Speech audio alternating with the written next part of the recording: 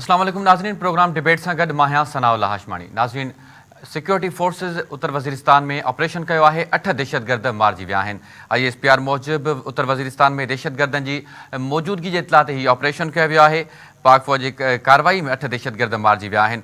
ISPR जो चवणु आहे त जेके दहशतगर्द सहरा उर्फ़ जानान 16 मार्च ते मीरअली में सिक्योरिटी फोर्सेस जे पोस्ट ते हमले में मुलविस हो ऐं कानून लागू कंदड़ इदारनि खे घुर्बल हो, जेको अॼु हिन हमले में दहशतगर्द मारिजी वियो आहे। गॾोगॾु अव्हांखे आगाह कयूं त गुज़िरियल ॾींहुं सदर आसिफ़ अली ज़रदारी शहीदनि जी जनाज़ निमाज़ में शिरकत कई ऐं उन्हनि खे भेटा ॾिनी ऐं अज़म वरजायो त इन दहशतगर्दनि खे मुंहुं तोड़ जवाबु ॾिनो वेंदो। प्रोग्राम ते पाण इन में बि इन हवाले सां बि ॻाल्हि ॿोल कंदासीं। गॾोगॾु ॻाल्हि ॿोल कंदासीं त वज़ीरनि ऐं सरकारी ऑफिसरनि जी 5 स्टार होटलुनि में रहण ते पाबंदी लागू कई वई आहे। गॾोगॾु अव्हांखे प्रोग्राम में डिस्कस कंदासीं त फैसल वावडा हिन वक़्तु जेको आहे उहो सियासी पाकिस्तान जी सियासत में उहो बहस जो मौज़ू बणियल आहे। फैसल वावडा चवे पियो त हीअ आज़ादु उमीदवारनि जो जेको आहे उहो सीज़न आहे। जॾहिं पार्टियुनि जो सीज़न थियो त हू शामिलु थी वेंदो केॾांहुं न केॾांहुं। ऐं MQM अॻवान रऊफ़ सिद्दीकी इहा दुआ कई आहे त जेको आहे उहो फैसल वावडा उहो MQM खे जॉइन करे। जॾहिं त नासिर हुसैन शाह साहिब जो बिन हवाले सां बयानु आयो आहे। नासिर शाह साहिब जो चवणु आहे त आसिफ़ अली ज़रदारी फैसल वावडा खे सियासी पुटु सॾियो आहे, जंहिंजे रद्द अमल में वरी फैसल वावडा जो बयानु बि आयो आहे। उन चयो आहे त पीपल्स पार्टी जे हेठीं क़यादत खे आसिफ़ अली ज़रदारी सां लाॻापन बाबति ख़बर न आहे। इन ते पाण डिस्कस कंदासीं। सभ खां पहिरियां ज़ुएब साहिबु, मां अव्हां जी तरफ़ ईंदुमि। अॼु सिक्योरिटी फोर्सिस उत्तर वज़ीरिस्तान में ऑपरेशन कयो आहे। गुज़िरियल ॾींहुं सदर आसिफ़ अली ज़रदारी अज़म वरजायो त दहशतगर्दनि खे मुंहुं तोड़ जवाबु ॾिनो वेंदो। अॼु उनजो असां रिज़ल्ट ॾिठो। जी हाँ, बिल्कुलु। ही त उत्तर वज़ीरिस्तान वारो इलाइक़ो, ॾखण वज़ीरिस्तान, इहे हिन वक़्तु अञा ताईं बि उते दहशतगर्दी जो कार्रवायूं थियनि थियूं पियूं। दहशतगर्द काफ़ी हद ताईं त उहे पोइते वञी चुका आहिनि, पर उनजे बावजूदि उते मौजूदु आहिनि, छाकाणि त उते पहाड़ी इलाइक़नि जे करे उन्हनि जा महफ़ूज़ ठिकाणा अञा ताईं बि मौजूदु आहिनि। पर उनजे बावजूदि सिक्योरिटी फोर्सिस जूं जानियूं बि क़ुर्बान थी रहियूं आहिनि, पर साॻे वक़्तु दहशतगर्दनि जो बि नुक़सानु थी रहियो आहे। जीअं अॼु उन्हनि जो जेको कमांडर आहे सहरा जानान, उनखे मारियो वियो आहे साथियुनि समेत। त इहा हिकिड़ी वॾी कामयाबी आहे सिक्योरिटी फोर्सिस जी। ऐं गुज़िरियल ॾींहुं बि जीअं तव्हां पाण ज़िक्र पिया कयो, जेको ज़रदारी साहिबु वियो हुयो ऐं उनजे जनाज़े में शिरकत कई, माना उन्हनि सां गॾु।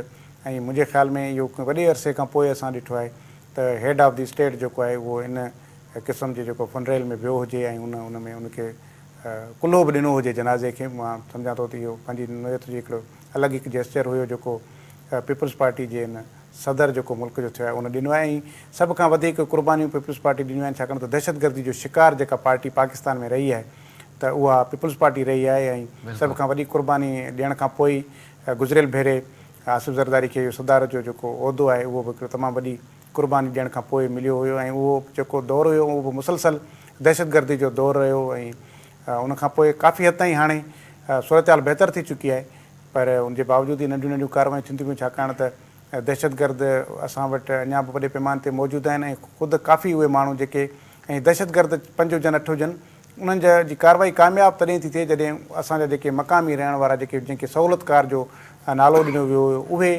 जेसीं ताईं हुननि खे सपोर्ट कनि था तॾहिं हू कार्रवाई करे सघनि था। त इहा हिकिड़ी बुज़दिलाणी कार्रवाई उन्हनि थी। लेफ्टिनेंट कर्नल खे शहीद कयो वियो, कुझु ॿियनि जवाननि खे शहीद कयो वियो। ऐं उनजे जवाब में उन ई ॾींहुं बि दहशतगर्द मारिया विया हुया ऐं अॼु ॿीहर मारिया विया आहिनि। मुंहिंजे ख़्याल में जेके असांजा फ़ौजी जवान आहिनि उन्हनि जा हौसला जेके आहिनि से बुलंद आहिनि। ऐं उन्हनि जो टारगेट जेको आहे इंतिहाई क्लियर आहे त दहशतगर्द कहिड़े बि रूप में हिन मुल्क में हुजे उनखे चिथणो आहे, उनजो ख़ात्मो आणणो आहे। ऐं इन हवाले सां वरी हिकु भेरो ॿीहर हिकिड़ी अहिड़ी पॉलिसी ठाहिण जी ज़रूरत आहे।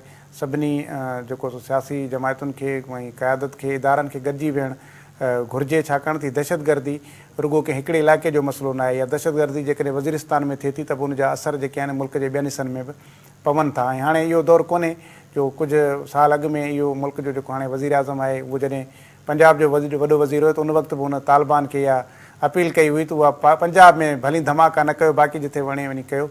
त माना उन्हनि खे को फ़र्क़ु न पियो जेकॾहिं के ॿिए सूबे में इंसानी जानियूं ज़ाया थियनि थियूं, माण्हुनि खे मौत जी निंड सुम्हारियो वञे थो त उनखे फ़र्क़ु नथो पए।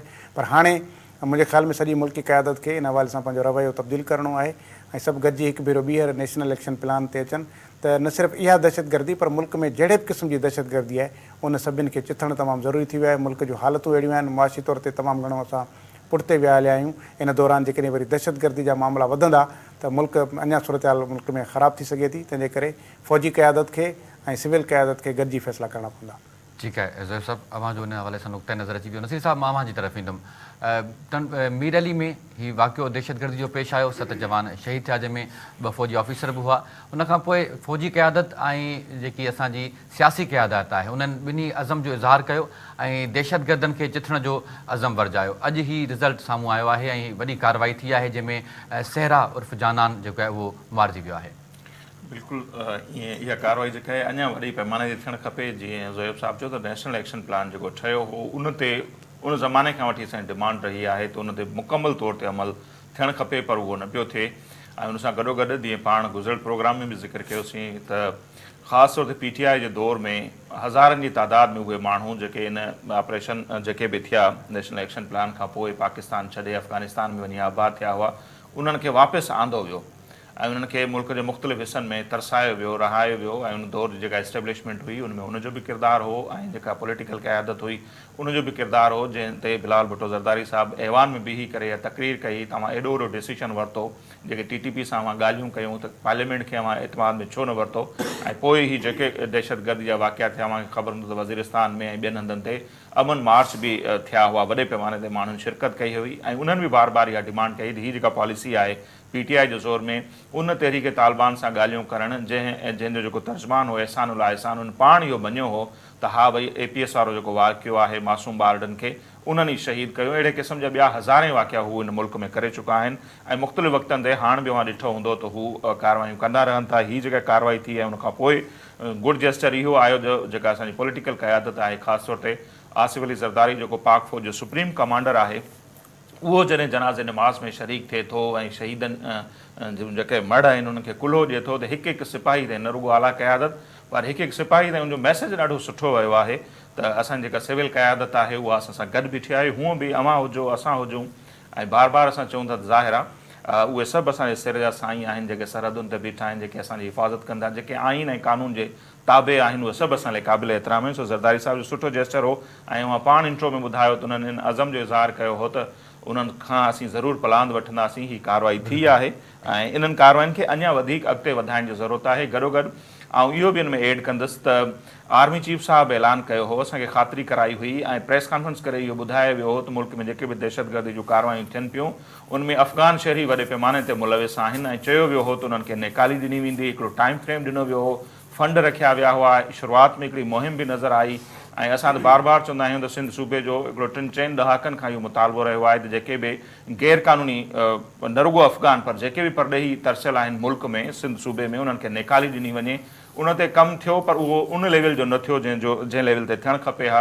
कुझु लखनि में माण्हू ॿाहिरि विया ऐं उहो ऑपरेशन असांखे बंदि नज़र थो अचे, कोई एॾो एक्टिव कोन्हे। अॼु वरी जेको आहे सूबाई जेके वफ़ाक़ी घरू दाख़िला जेके आहिनि, घरू जेके वफ़ाक़ी घरू सेक्रेटरी आफ्ताब दुरानी, उन्हनि जी सदारत में हिकिड़ो इजलास थियो आहे ऐं इहो चयो वियो आहे त हाणे हिकिड़ो ॿियो जेको मरहलो आहे उहो असां शुरू करणु वञूं पिया अफ़गान रिफ्यूजीज़ खे नेकाली ॾियण जे सिलसिले में। पर जेका मूं ख़बर पढ़ी उनमें इहो आहे त उहो ॿियो मरहलो पंजाब मां पियो शुरू थिए। भई पंजाब मां छो पियो शुरू थिए? सभ खां वधीक त जेके हिन सिंध में था रहनि ऐं हिते अमन मान जी सूरत ॾाढी ख़राब, 30-35 लख माण्हू ॿुधायो थो वञे त हिते रहनि था पिया। इवन वॾो तादाद उन्हनि जो बलोचिस्तान में रहे थो, ख़ैबर पख्तूनख्वा में रहे थो। त चइनी सूबनि में इहो थियणु खपे ऑपरेशन ऐं उन्हनि सभिनी माण्हुनि खे जेके इलीगल इमिग्रेंट्स आहिनि उन्हनि सभिनी खे नेकाली ॾियणु खपे, तॾहिं वञी असां वटि अमन थींदो। ज़ाहिर आहे मईशत ते बि उनजा सुठा असर पवंदा। ठीकु आहे, अवां जो इन हवाले सां मौक़िफ़ अची वियो। इरफान साहब, मां अवां जी तरफ़ ईंदुमि। अॼु पाक फ़ौज वॾी कार्रवाई कई आहे, दहशतगर्द मारिया विया आहिनि, अवां जो छा मौक़िफ़ आहे हिन कामयाबी ते? मां त ज़ोहिब साहिब ऐं नसीर साहिब जी ॻाल्हि खे ई कंटिन्यू कंदुसि। पाकिस्तान में जॾहिं बि अफ़गानियुनि खे सोढ़ो कयो वेंदो आहे त तव्हांखे यादि हूंदो त अहिड़े क़िस्म जूं जेके दहशतगर्द कार्रवायूं आहिनि उहे असांखे थींदे नज़र ईंदियूं आहिनि। एतिरे ताईं जो पाण जेकॾहिं थोरो 2-3 महीना पोइ हिते वञूं त पाण खे अफ़गानिस्तान जी हुन सरहद खां बि पाकिस्तान यानी जेका अफ़गानिस्तान जी सरहद आहे, सरहद पार बि पाकिस्तान ते पाण ॾिठो आहे त काफ़ी भेरा हमला थिया आहिनि ऐं उन जे नतीजे में काफ़ी सारियूं जेके कैजुअलिटीज़ आहिनि, इंसानी जानियूं आहिनि, उहे पाण ॾिठियूं आहिनि त ज़ाया थियूं आहिनि। मुंहिंजो ख़्यालु आहे त पाकिस्तान खे, पाकिस्तान जी सिविल ऐं फ़ौजी क़यादत खे इन मामले ते थोरो सोचणो पवंदो। नेशनल एक्शन प्लान जो ज़िक्र कयो ज़ोहिब ज़रदारी साहिबु, नसीर साहिबु, कुझु वक़्त लाइ हलियो, पोइ पाण ॾिठोसीं बंदि थी वियो, वरी पाकिस्तान तहरीक इंसाफ़ जी हुकूमत आई, उन्हनि वरी हिकिड़ो नओं पेंडोरा बॉक्स खोलियो त भई दहशतगर्दनि सां ॻाल्हियूं करणियूं आहिनि असांखे। उहे दहशतगर्दनि सां ॻाल्हियूं थियनि थियूं, जेके दहशतगर्द क़ैद आहिनि उहे आज़ादु थियनि था ऐं पोइ पाण ॾिसूं था त उन्हनि दहशतगर्दनि खे पाकिस्तान में ई आबादु कयो वञे थो ऐं उहे ई आबादु कयल दहशतगर्द आहिनि जेके अॼु वरी असां अवाम जे लाइ, पाकिस्तान जे लाइ, पाकिस्तान जी क़ौमी सलामती लाइ, पाकिस्तान जी मुआशी ख़ुदि मुख़्तियारी लाइ बि ख़तरो बणियल आहिनि। त मां डिबेट तां इहो ज़रूरु तजवीज़ कंदुसि, ठीकु आहे दहशतगर्दनि ख़िलाफ़ु कार्रवायूं थियणु खपनि, अॻु खां वधीक मज़बूत थियणु खपनि, पर घटि में घटि जेके असांजूं हुकूमतूं आहिनि, जेके स्टेक होल्डर आहिनि, जेके सियासी जमायतूं आहिनि, उन्हनि खे इन मामले ते ज़रूरु गॾिजी वेहणु खपे। जीअं हिकिड़ो मीसाक जमहूरियत आहे या मीसाक मईशत जूं ॻाल्हियूं थियनि पियूं थियूं, ईअं हिकिड़ो दहशतगर्दी वारे जे हवाले सां बि हिकिड़ो मीसाक थियणु खपे त भई हुकूमत कंहिंजी बि वञे पर दहशतगर्दी बाबति जेकॾहिं को प्लान हुजे त उहो समूरी रियासत जो हुजे, समूरनि स्टेक होल्डर्स जो हुजे, उहो का हिकिड़ी जमायत जो न हुजे। त पाकिस्तान पीपल्स पार्टी फ़र्ज़ु कयो इक़्तिदार में आहे, उन नेशनल एक्शन प्लान ॾिनो आहे, हाणे 5 साल नेशनल एक्शन प्लान ते अमल थिए थो, पीपल्स पार्टी हली वई त वरी जेकॾहिं नून लीग आहे या पाकिस्तान तहरीक इंसाफ़ अचे थी त उहा वरी उनजी वरी पंहिंजे हिसाब सां हिकिड़ी पॉलिसी हुजे, दहशतगर्दनि सां ॻाल्हाइनि या उन्हनि जे लाइ हिकिड़ो सॉफ्ट कर्नर पैदा कनि। नतीजे तौर त असीं जेके 5 साल फ़र्ज़ु कयो नेशनल एक्शन प्लान तहत जेका कार्रवाई कयूं था त अॻिते हली वरी जेका पॉलिसी चेंज थिए थी उन सां तमामु घणो नुक़सानु थिए थो। इन जे करे जेके स्टेक होल्डर आहिनि घटि में घटि जेको आहे दहशतगर्दी वारो मामिलो आहे इन ते बि हिकु जहिड़ी का पॉलिसी अख़्तियार कनि ऐं उहा पॉलिसी जेकॾहिं 5 साल 10 साल 15 साल कंटिन्यूसली ईअं हलंदी रही त मां सम्झां थो त पाकिस्तान में असां दहशतगर्दी खे घणे भाङे ज़ाब्तो आणे सघूं था। ठीकु आहे, अॼु हिकु ॿी मेजर डेवलपमेंट ज़ुएब साहब साम्हूं आई आहे। मां चाहींदुमि मां टिनी पैनलिस्ट खां उन ते मां राय वठां। वफ़ाक़ी सरकार वज़ीरनि ऐं सरकारी ऑफिसरनि जे 5 स्टार होटलुनि में रहण ते पाबंदी लागू कई आहे। गॾो गॾु जेको सपोर्टिव अमलो हितां जा कामोरा वठी वेंदा आहिनि ॿाहिरनि मुल्कनि में, उन्हनि ते बि पाबंदी लॻाई वई आहे त उन्हनि खे अमले खे बि इजाज़त हाणे न हूंदी, उन्हनि ते बि पाबंदी आहे। सभ खां पहिरियां ज़ुएब साहब मुख़्तसिरनि मां आवाज़ ॾींदुमि त इन जेकी पाबंदी लागू थी आहे, माज़ी में बि इन क़िस्म जूं शयूं असांखे नज़र ईंदियूं हुयूं, छा हिन भेरे इन्हनि ते अमल थींदो, कामोरा हिन ते अमल कंदा? हाणे मां वरी मां साॻियो वरी मयत वारो मिसाल कोन थो ॾियां, पर मां तव्हांखे हिकु ॿी ॻाल्हि ॿुधायां थो त 97 में नवाज़ शरीफ़ साहिबु क़ौम खे ख़िताबु कयो हुयो ऐं उन में उन चयो त मुल्क जी मईशत खे बहितर करण जे लाइ असांखे सादगी अख़्तियार करणी पवंदी। हीअ माना अञा अमीरुल मोमिनीन बणजण खां अॻु जी कुझु ॻाल्हि आहे। उन खां पोइ वरी 1.5 साल मुंहिंजे ख़्याल में या 2 साल खां पोइ बाज़ाब्ता तौर ते अमीरुल मोमिनीन जी तयारी बि शुरू थी वई। पर हीअ शुरूआति हुई जंहिंमें यादि हूंदो त तव्हांखे मुल्क जे अंदरि शादी काजनि ते पाबंदी लॻाई वई हुई ऐं चयो वियो त शादी जे दावतुनि में 50 खां वधीक महिमान न हुजनि, 1 डिश हुजे, यादि आहे इहो 97 उन वक़्तु। उन खां पोइ इहो चयो हुई त भई तव्हां माना जेका आहे तव्हां एतिरी सादगी कयो या एतिरा पंहिंजा ख़र्च घटायो जो माण्हुनि खे चयो वियो त तव्हां जेकॾहिं पंहिंजे का घर में का सब्ज़ी ठाहियो था उन में जेकॾहिं 2 चमच विझो था गिह जा त 1 विझो, खंड जा जेकॾहिं कंहिं कप में तव्हां 2 चमच था विझो त 1 विझो। माना इहा उन वक़्तु में इहो मुल्क जो वज़ीर आज़म नवाज़ शरीफ़ साहिबु क़ौम खे ख़िताबु करे TV ते ऐं रेडियो ते वेही इहो भाषण ॾेई रहियो। मूंखे अॼु ताईं बि उहो यादि आहे। उहो ई भाषण अथव जंहिंजे आख़िर में हुन चयो त कालाबाग डैम ठाहिणु अंटर आहे ऐं मां हर हाल में ठाहींदुसि। इहा साॻी तकरीर अथव जेकॾहिं तव्हां वञी हुन रिकॉर्ड में ॾिसो। मूंखे पाण यादि आहे छाकाणि मां ॿुधी पियो त उन वक़्त में हुन अहिड़े क़िस्म जो प्लान ॾिनो त मूंखे ॿुधायो त उन सां भला केतिरी मईशत बहितर थी सघी हुई जेको हाणे वरी हे वञी थींदो। हा ठीकु आहे, इन में तय आहे त तव्हां VIP क्लास खे ख़तमु कयो, इहा हिकिड़ी सुठी शइ आहे, पर इहो आहे त तव्हां सम्झो था त इन सां को तव्हां वॾे पैमाने ते पंहिंजी मईशत खे ठीकु करे वेंदो, वॾो तव्हां पैसो बचाए वेंदो। त ईअं आहे कोन एतिरो तव्हां पैसो कोन बचाईंदो जेतिरो हिकिड़े ॾींहं में जेकॾहिं रुॻो $1 बि वधी वियो त तव्हांजा मामला सॼा कहिड़ी लेवल में हलिया था वञनि उहो तव्हांखे सभु ख़बर आहे। मुंहिंजे ख़्याल में इहा या त इहो ऐलान थियणु खपे त मुल्क जे अंदरि कंहिं बि क़िस्म जो VIP कल्चर न हूंदो, सभई हिकु क़िस्म जा माण्हू हूंदा त पोइ उहो जेको घटि ईंदो न, जेको घटिताई ईंदी जेका ख़र्च में, उहा तव्हांखे वेटेज में नज़र ईंदी। बाक़ी हाणे उहो वरी ॿाहिरि वेंदा VIP हुन में होटलनि में 5 स्टार में न रहंदा, मानी ही न खाईंदा, इन सां को एॾो वॾो फ़र्क़ु पवणो कोन्हे। उनखां अलावा ॿिया बि जेके ख़र्च आहिनि उहे बि घटि कोन हूंदा आहिनि। तव्हां ॾिसो त रुॻो हिकिड़ो असेंबली जो इजलास उनजो केॾो वॾो ख़र्च थो थिए। रुॻो असेंबली में रुॻो असांखे त नज़र अचे थो त रुॻो हिकिड़ो जेके MNAs आहिनि या MPs आहिनि या सेनेटर्स आहिनि उहे वेहनि था, न इन्हनि खां टीण ते वधीक उते अमलो कमु कंदो आहे। उन अमले जूं पघारूं हूंदियूं आहिनि। तव्हांखे ख़बर आहे छा तरीक़ेकार आहे सिंध असेंबली जे अंदरि? जंहिं ॾींहुं पहिरें ॾींहुं सेशन थियो त उन ॾींहं ते जेके बि सरकारी मुलाज़िम आहिनि असेंबली जा, उन्हनि सभिनी खे 1 ॾींहं जो अलाउंस मिली वेंदो आहे। माना उन्हनि जो हिकिड़ो ॾींहुं हिकु ॾींहुं काउंट न थींदो आहे, शायदि वरी 5 ॾींहं जेकॾहिं सेशन हले थो, इन जो हिकिड़ो अलॻि फार्मूलो आहे, मूंखे चङी तरह ख़बर कोन्हे, पर उन्हनि खे उन ॾींहं ते उहे ख़ुशि हूंदा आहिनि, त चवंदा आहिनि त भली 15-20 ॾींहं सेशन हले, छाकाणि त उन ॾींहं ते उन्हनि खे ट्रीन ते पघारूं मिलंदियूं आहिनि। त मसइलो इहो न आहे त तव्हांजो इन सां ख़र्चु घटाइबो, VIP कल्चर तव्हां ख़तमु कयो, तव्हां इहे प्रोटोकॉल कल्चर ख़तमु कयो, तव्हां हिकिड़ो यूनानी मसइली शयूं खणी तव्हां वञो इंडिया में ॾिसो जेके हुते मिनिस्टर्स आहिनि उन कहिड़ियुनि गाॾियुनि ते घुमंदा आहिनि, तमामु आहिनि उन्हनि वटि VIP गाॾियूं न आहिनि, हू आम ज़िंदगी में हुननि वटि भलियूं गाॾियूं आहिनि, पर जॾहिं हू मिनिस्टर थींदो त हू उन गाॾी में चढ़ंदो जेका सरकार जे तरफ़ां आहे, जेका तमामु हिकिड़ी सादी गाॾी आहे ऐं उनजो ख़र्च बि घटि आहे। तव्हां इहे शयूं घटि कयो। असां वटि त SSP छा SHOs बि जेके आहिनि वीगो ऐं रीवो ते चढ़िया था वठनि, त VIP कल्चर खे ख़तमु कयो त तव्हां ख़र्च घटाए सघो था, बाक़ी ॿिनि सां को फ़र्क़ु न पवंदो। ठीकु आहे ज़ोएब साहब, अवां जो मौक़िफ़ अची वियो। नसीर साहब, मां अवां जी तरफ़ ईंदो मुख़्तसिरन, बाक़ी कुझु मिंट बचा आहिनि हिन हिसे जे लाइ, त मां चवंदो मुख़्तसिरन अवां ऐं इरफान ॿई राय ॾियो त छा उन्हनि ते ज़ोएब साहब जी राय अची वई, जेको फैसल वावड़ा वारी दुआ घुरी आहे MQM, उन ते जेकॾहिं टाइम हुजे त असां उन ते वरी इहा अलाह उन जी दुआ पूरी, उन ते ब्रेक खां पोइ अचूं, बसि इन ते तव्हां थोरो रुगो इहो सही ॻाल्हि आहे त मोहम्मद ख़ान जुणैजी साहब पंहिंजे दौर में जेके पॉलिसियूं आंदियूं हुयूं उनमें बि इहो हुई त भला 22 ग्रेड जो बि जेको ऑफिसर हूंदो उहो मुल्क में जेके गाॾी ठहे थी उहा इस्तेमालु कंदो ऐं उनखे मरातूं कहिड़ियूं कहिड़ियूं ॾिनियूं वेंदियूं। पर हिते तव्हां ॾिसो जॾहिं पघारूं वधाइण जो मामिलो अचे थो त सदर साहिब बि चए थो त मुंहिंजी पघार एतिरी छो आहे, उहा वधणु खपे। MNAs MPAs इवन जज साहिबान जेके आहिनि उन्हनि खे प्लाट मिलनि था, बिजली मिले थी, बंगला मिलनि था, उन्हनि जी बज़ाहिर पघार त घटि हूंदी आहे पर उन्हनि जूं आसाइशूं केॾियूं हूंदियूं आहिनि, उहे उन्हनि जूं फैमिलीज़ जेके आहिनि, ऐं ऑडिट सिस्टम त असां वटि आहे ई कोन, बिल कीअं ठहंदा आहिनि।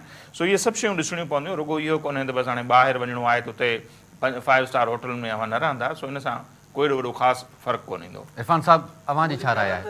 सुठी ॻाल्हि आहे, इन ते जेकॾहिं 100% अमल थिए ऐं इनखे अञा ग्रॉस रूट लेवल ते पाण खणी वञूं त बहितरु रहंदो। इहा सुठी ॻाल्हि आहे पाकिस्तान जहिड़े मक़रूज़ मुल्क में, पर इहो सफिशेंट न आहे मुंहिंजो ख़्यालु आहे। असां जेकॾहिं पाकिस्तान खे मुआशी तौर ते ख़ुदि मुख़्तियार करणु चाहियूं था त पोइ असांखे खोड़ सारियूं वॾे पैमाने ते तब्दीलियूं आणियूं पवंदियूं, ऐं जेसीं ताईं उहे तब्दीलियूं न आणींदासीं तेसीं ताईं इन्हनि कमेटियुनि जो ठहणु, इहे प्रोटोकॉल ऐं 5 स्टार होटलनि में मिनिस्टरनि जो न रहनि वग़ैरह वग़ैरह वग़ैरह, इहे सॼियूं हिकिड़ी फर्ज़ी ॻाल्हियूं हूंदियूं, बयानबाज़ी ताईं महदूद हूंदियूं। बाक़ी हाणे मूंखे त न आहे न ख़बर, हाणे जेकॾहिं असांजो स्पीकर वञे थो त उन सां गॾु घणियूं गाॾियूं थियूं वञनि, कहिड़े होटल में रहे थो, इहे सिर्फ़ु कागज़नि ताईं मुंहिंजो ख़्यालु आहे त इहे शयूं महदूद आहिनि।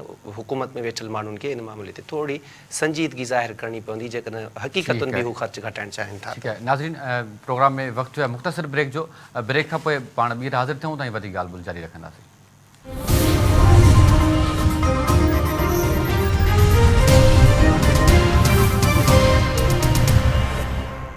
वेलकम बैक नाज़रीन, प्रोग्राम के ॿिए हिसे में पाण ॻाल्हि ॿोल कंदासीं। अॼु MQM पाकिस्तान जे अॻवान रऊफ़ सिद्दीकी दुआ घुरी आहे त फैसल वावड़ा संदन पार्टी के जॉइन करे, जॾहिं त फैसल वावड़ा जो चवणु आहे त आज़ादनि जो सीज़न आहे, जॾहिं पार्टी जो सीज़न ईंदो त पार्टी जॉइन करे वठंदासीं। ऐं नासिर हुसैन शाह साहब पीपल्स पार्टी जा सीनियर अॻवान आहिनि, उन्हनि जो बि हिकिड़ो मौक़िफ़ आयो आहे, उन्हनि जो बयानु ॾिनो आहे त आसिफ़ अली ज़रदारी फैसल वावड़ा खे सियासी पुटु सॼो आहे। प्रोग्राम में पाण हिन ते बि ॻाल्हि कंदासीं, गॾो गॾु ॻाल्हि ॿोल कंदासीं त जेको घोटकी ज़िलो आहे सिंध जो स्पेशली, उहो अगवा जी इंडस्ट्री बणियल आहे। हिन वक़्तु ताईं 14 मुग़वी आहिनि जेके बाज़ियाब न आहिनि थिया, वारिस सरापा एहतिजाज बणियल आहिनि।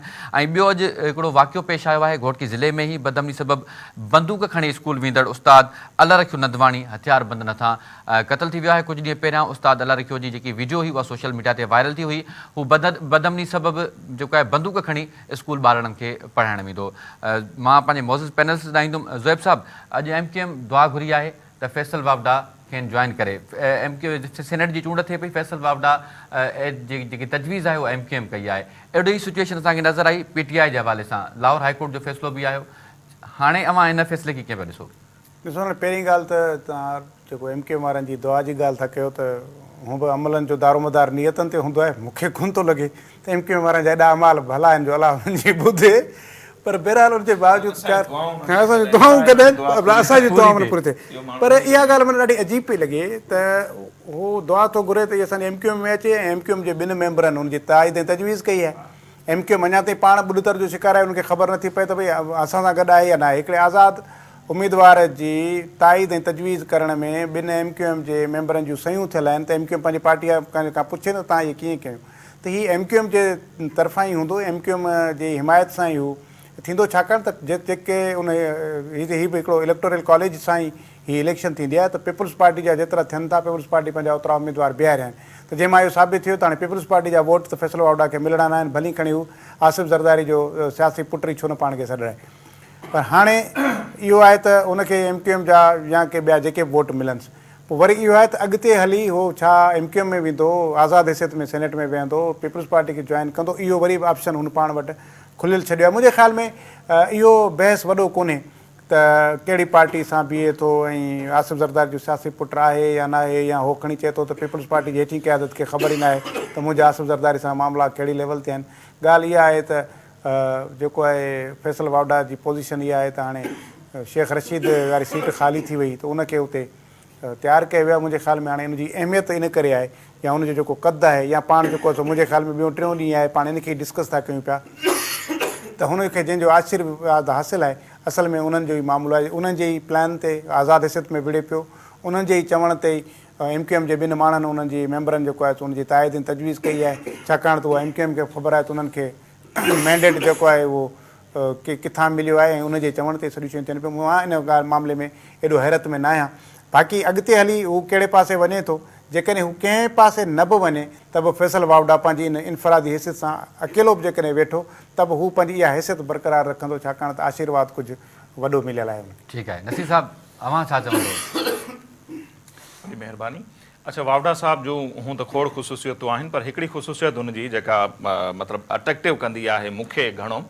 त हू मतिलबु डबल सच ॻाल्हाईंदा आहिनि ऐं डबल सच इन हिसाब सां या मथियुनि जो जेको पैगाम हूंदो आहे उनखे पब्लिक करिणो हूंदो आहे त पोइ उनजे लाइ उनखे प्रेस रिलीज़ जारी न करणी पवंदी आहे ऐं हू जेको आहे सो फैसल वावड़ा जे थ्रू ॿुधाए चईंदा आहिनि त छा थींदो सो फैसल वावड़ा साहब जेको आहे अॼु हिकिड़ो जेको जुमिलो चयो जंहिंजो ज़िक्र मां इंट्रो में कयो त हीअ आज़ादनि जी सीज़न आहे उनजे करे हू आज़ादु हैसियत सां सेनेट जी इलेक्शन पिया विढ़नि इहा बि हिकिड़ी हक़ीक़त आहे सो आउं चवंदुसि त पाण उन ते बि ज़रूरु ॻाल्हायूं हाणे हीअ जेका सेनेट जी चूंड थिए थी ऐवान बाला जंहिंखे पाण चवंदा आहियूं सेनेट जी हिकिड़ी तमामु घणी अहमियत आहे सो उन में हिन भेरे असां ॾिसंदासीं जेके आज़ादु आहिनि उहे मोचारे तादाद में जेके आहिनि से उहे अचनि पिया था या उहे आज़ादु इन हिसाब सां पाण चई सघूं था जंहिंजो को पॉलिटिकल बैकग्राउंड कोन्हे कंहिं पार्टी जा हू वर्कर कोन्हनि उहे जेके आहिनि वॾे तादाद में अचनि था जीअं जॾहिं फाटा जो मर्जर न थियो हो तव्हांखे ख़बर हूंदी त फाटा मुंहिंजा मख़सूस जेके माण्हू ईंदा हुआ उहे पैसनि जे थ्रू ईंदा हुआ ऐं मथियुनि जे आशीर्वाद सां ईंदा हुआ हिकिड़ी हिकिड़ी फैमिली जा 5-5 माण्हू बि असां ॾिठासीं हाणे फाटा जो मर्जर थी वियो ऐं ज़ाहिर आहे ऐवान बाला में नुमाइंदगी बि खपे थी इदारनि खे सो उहे पंहिंजा माण्हू कीअं आणाइनि पिया था कुझु नाला आहिनि मोहसिन नक़वी साहब कंहिं बि पार्टी जा हू मेंबर न आहिनि उहे अव्हांखे सेनेट में नज़र ईंदा अनवार उल हक काकड़ साहब अचनि पिया वंस अगेन वरी फैसल वावड़ा साहब जो मां ज़िक्र कयो अहद चीमा साहब जेके आहिनि उहे आज़ादु हैसियत में अचनि पिया ईअं ई मोहम्मद औरंगज़ेब साहब जेके आहिनि जेके अव्हांजा असांजा फाइनेंस मिनिस्टर थी विया आहिनि उहे अचनि पिया था ऐं ॿिए पासे वरी जेका हिकिड़ी अफ़सोसनाक सूरत हाल इहा आहे जो वॾा वॾा पाकिस्तान जा जेके चोटी जा सियासतदान चइजनि या जेके मुख़्तलिफ़ पार्टियुनि जा जेके आहिनि सीनियर अॻवान आहिनि उहे हिन दफ़े पाण खे ऐवान में नज़र कोन ईंदा ऐवान बाला में ख़ासि तौर ते पीपल्स पार्टी मंझां असीं ज़िक्र कयूं त सेनेटर मियां रज़ा रब्बानी साहब सेनेट जा चेयरमैन बि रहिया उहे असांखे हींअर नज़र कोन ईंदा पीपल्स पार्टी उन्हनि खे टिकट कोन ॾिनी आहे ताज हैदर साहब जहिड़ा माण्हू जेकॾहिं इहे अचनि हा त वधीक अञा भलो थिए हा ईअं ई एतिज़ाज़ हसन ई ऐवान बाला आहे न असां चवंदा अहिड़े अहिड़े क़िस्म जा माण्हू जेके ॿियूं बि टिकटूं ॾिनियूं अथनि उहे बि सभु असां लाइ क़ाबिल एतिराम आहिनि पर ही मोस्ट सीनियर माण्हू हुआ जेकॾहिं हीअ अची वञनि हा फरतुल्ला बाबर साहब कंहिं ज़माने में रहिया उहे रिज़ाइन करे विया उहो अलॻि आहे वरी जेकॾहिं पाण नून लीग ते अचूं त मुशाहिद हुसैन सैयद काफ़ लीग जे दौर खां वठी सेनेट जो हिसो रहियो आहे 4 भेरा उनजो सेनेट जो मेंबर रहियो आहे हिन दफ़े असांखे मुशाहिद हुसैन सैयद साहब बि सेनेट में नज़र कोन ईंदा ईअं ई जेकॾहिं ॾिसूं त नवाज़ लीग मंझां परवेज़ रशीद साहब जो कुर्बानियूं या उहे सभिनी जे साम्हूं आहिनि उन्हनि खे नून लीग नज़रअंदाज़ कयो आहे खुरम दस्तगीर हाराइजी विया उन्हनि खे नज़रअंदाज़ कयो वियो आहे ख्वाजा साद रफ़ीक हाराइजी विया त उन्हनि खे सेनेट में नून लीग आणे पिए सघी उन्हनि जी चॉइस कोन थी राणा सनावला आहे सो अहिड़े क़िस्म जा माण्हू नून लीग मंझां बि जेके आहिनि आसिफ़ किरमानी आहे नून लीग चाहे हा त उहे अची पिए सघिया पर उन्हनि बि तरजीह ॾिनी आहे मौसम नक़वी हुजे औरंगज़ेब साहब हुजनि इहे ज़ाहिर आहे पंजाब असेंबली मां ईंदा त उन्हनि जे वोटनि सां ईंदा त फैसल वावड़ा सही था चवनि तलाल चौधरी खे ज़रूरु टिकट मिली आहे अच्छा जेकॾहिं वरी PTI में जे अचूं त उन में बि ईअं थियो आहे वलीद इक़बाल जेके आहिनि अलामा इक़बाल जा जेके आहिनि उहे पड़पोटा खणी चऊं जस्टिस जावेद इक़बाल जा पुटु ऐं उहे ॾाढो हिकिड़ो सुठो ॻाल्हाईंदा रहिया TV ते ईंदा हुआ उनखे नज़रअंदाज़ कयो वियो आहे ऐं PTI बि जेके टिकटूं ॾिनियूं आहिनि यास्मीन राशिद नो डाउट जेल में आहे सरफराज़ चीमा आहे ज़ुल्फ़ी बुखारी खे बि उन्हनि जेको आहे टिकट त ॾिनी आहे उमर सरफराज़ चीमा आहे जेको बि जेल में आहे सनम जावेद आहे जेका लेडी ऐं काफ़ी हुनजो चर्चो हो त उहा मरियम जे साम्हूं इलेक्शन बुनियादी तौर कारकुन आहे उहा। PTI खे उनखे बि टिकट ॾिनी आहे त उहे जेके मज़ाहिमत वारा माण्हू हुआ PTI बि उन्हनि जी तरजीह कई आहे। इन्हनि जा जेके बुनियादी कारकुन हुआ वर्कर हुआ उन्हनि खे सभिनी पार्टियुनि ॼण त नज़रअंदाज़ कयो आहे। वॾा वॾा जेके नाला हूंदा उहे पाण खे हाणे सेनेट जे ऐवान में नज़र न ईंदा ऐं हिकिड़ी मख़सूस सोच वारा माण्हू जेके आहिनि या हिकिड़ी मख़सूस तबिके जी नुमाइंदगी कंदड़ माण्हू जेके आहिनि उहे पाण खे सेनेट में ज़रूरु नज़र ईंदा आहिनि भेरे। ठीकु आहे ज़ुहैब साहब, पाण अचूं हाणे अमन अमान जी सूरत हाल सिंध में इंतहाई ख़राबु आहे। वॾे वज़ीर बि हलफ़ खणण खां बाद में पहिरियों इजलास अमन अमान जे हवाले सां ई करायो। घोटकी ज़िलो अगवा जी इंडस्ट्री बणियल आहे, माना 14 मुग़वी हिन वक़्त ताईं जेके आहिनि उहे बाज़ियाब न थी सघिया आहिनि, उनजा वारिस सरापा एहतिजाज आहिनि। ऐं गॾोगॾु गुज़िरियल राति जेको आहे उहो मीरपुर माथिलो मां SSP ऑफिस जे वेझो ॿुधाए पियो वञे त उहो नौजवान खे अगवा कयो वियो आहे ऐं SSP साहब वाइदो कयो आहे अॼु जो त हू नौजवान खे बाज़ियाब कराईंदो, लेकिन हिन वक़्त ताईं वारिस जेके आहिनि उहे सरापा एहतिजाज आहिनि। सो पहिरीं ॻाल्हि त हिकिड़ी तव्हांजी मां तसही कयां, जीअं तव्हां इंट्रो में चयो त जेको उस्ताद अलाह रखियो नंदवाणी आहे उहो घोटकी में क़तल थियो आहे, त उहो घोटकी में न, उहो कश्मीर कंदकुर में या करमपुर या घोसपुर इनखे शहर जो आहे, उहो घोटकी सां उनजो तालुक़ु न हुयो। पर हू ॿ दफ़ा अॻु में ई फुरिजी चुको हुयो, उनजे करे हुन पंहिंजी हिफ़ाज़त जे लाइ हथियार खयो, पर अॼु उनखे उन दौरान क़तल बि कयो वियो आहे, शायदि फुरिजी वारदात दौरान बि। ऐं जेको तव्हां पाण छाकाणि त पोइ अमन अमान जे हवाले सां पाण गुज़िरियल हफ़्ते बि ॻाल्हायो हुयो, पर पाण जेकॾहिं जेको घोटकी ज़िले ते ॻाल्हायूं, जीअं तव्हां ॿुधायो त 14 उतां माण्हू अगवा थियल आहिनि ऐं राति नौजवान जेको आहे उहो त बाईपास वटां शहर मां ई उनखे अगवा कयो वियो आहे।